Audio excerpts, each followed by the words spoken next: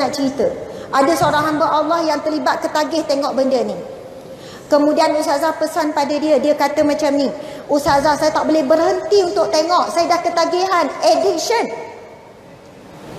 Saya kalau tak tengok satu hari saya tak boleh. Saya mesti rasa nak tengok. Lepas tu mesti setiap hari nak buat onani. Tahu tak apa yang berlaku? Ustazah minta dia amalkan satu doa, iaitu nama Allah Asmaul Husna, Allah Ya Manik, Allah yang Maha Mencegah. Maksud Allah Yang Manik, Allah yang Maha Mencegah, kalau kamu terlibat dengan aktiviti ni, kamu nak berhenti tak ada kekuatan. Manusia tak boleh nak halang kita, tapi Allah boleh halang. Duduk seorang dalam bilik, siapa yang boleh halang? Mak pun tak tahu kamu buat apa, ayah pun tak tahu. Kamu bangun tengah malam, yang boleh menghalang adalah Allah. Tahu tak apa yang berlaku pada dia? Dia amalkan zikir Yang Manik. Yang Manik, Ustazah kata zikir Yang Manik 40 kali lepas salat. Maksud Yang Manik, Allah yang Maha menghalang, Allah yang Maha mencegah. Dia zikir Ya Manik, Ya Manik, Ya Manik, Ya Manik, Allah yang Maha mencegah. Tolong halang aku daripada terus melihat benda ni, daripada terus buat onani ni. Sampai satu ketika, satu hari, telefon dia nak tengok, tiba-tiba rosak. Pergi baiki pun tak boleh dibagi, rosak terus. Dia cuba sehari baiki, tak boleh lagi. Hari kedua baiki, sampai 3 hari. Dia kata 3 hari dia tak tengok, dah lama dia rasa tenang, dia rasa macam lebih tenang. Telefon tu rosak, nak beli yang baru, tak ada duit. Telefon tu tak ada sebab pun untuk rosak, tapi tiba-tiba rosak. Dia kata, ya Allah, saya memang rasa Allah halang saya untuk tengok. Allah buat telefon saya rosak. Dan saya rasa dengan telefon saya rosak, saya bersyukur. Tak rasa pun nak beli cepat, sebab saya nak menikmati rasa tenang tanpa melihat benda tu. Ustazah nak sebut pada anak-anak Ustazah, 3-4 kesan buruk melihat pornografi, kemudian melakukan onani ataupun melepaskan air mani dengan tangan sendiri. Ustazah percaya kamu dah faham. Sebab depan Ustazah ni umur 18, 19, 20. Kamu bukan remaja lagi. Kamu dah dewasa, kamu tahu pasal ni. Ustazah sebut jadi kamu dah gelap. Pertama, berlaku kerosakan pada alat kelamin untuk jangka masa yang panjang. Lelaki boleh jadi mati pucuk, perempuan boleh jadi mati putih. Alat kelamin boleh rosak untuk jangka masa yang panjang. Ini yang Ustazah cerita bila suami isteri baru kahwin tapi bercerai. Punca suami ni ketika mudanya terlalu kerap melakukan kegiatan ini. Akhirnya bila nikah tak boleh menjalankan tanggungjawab sebagai suami. Yang kedua, kesan buruk kepada onani ataupun masturbation ni ialah hilang keinginan kepada pasangan. Tak ada keinginan pada pasangan kerana dah terbiasa melepaskan keinginan nafsu kepada jalan yang haram. Akhirnya isteri yang halal, yang suci diharamkan untuk dinikmati. Sedangkan kita tahu hubungan nikah, akad nikah itu adalah satu ibadah menghalalkan hubungan suci lelaki dan perempuan jadi suami isteri. Bahkan suami isteri bila melakukan hubungan kelamin, hubungan seksual, dijadikan sebagai satu ibadah. Sampai begitu sekali. Tapi sebab dah terbiasa melepaskan air mani dengan tangan sendiri, akhirnya dia sakit, lalu diharamkan untuk mendapat nikmat lepas kahwin. Yang ketiga, sukar untuk dapat zuriat kerana air mani sudah tidak berkualiti. Tapi jangan pula kamu jumpa orang dah kahwin lama 10 tahun tak ada anak, onani ke? Haram buat tuduhan seperti itu. Sebab ada banyak sumber lain. Nak cerita di antara kesan buruk yang para pakar doktor cakap. Yang keempat, boleh bagi kesan kerosakan organ dalaman.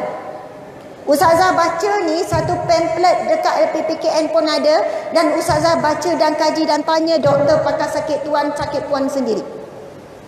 Apabila melakukan onani yang dirangsang hanyalah alat kelamin sahaja, maka dengan itu boleh berlaku kerosakan pada organ yang berdekatan dengan sistem reproduktif.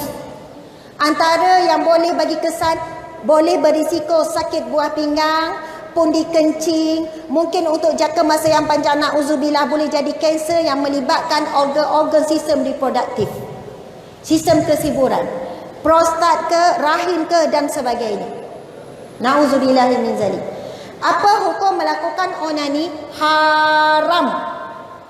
Ustazah sangat terkesan dengan pendapat ramai muda-mudi hari ini. Dia kata makruh je Ustazah.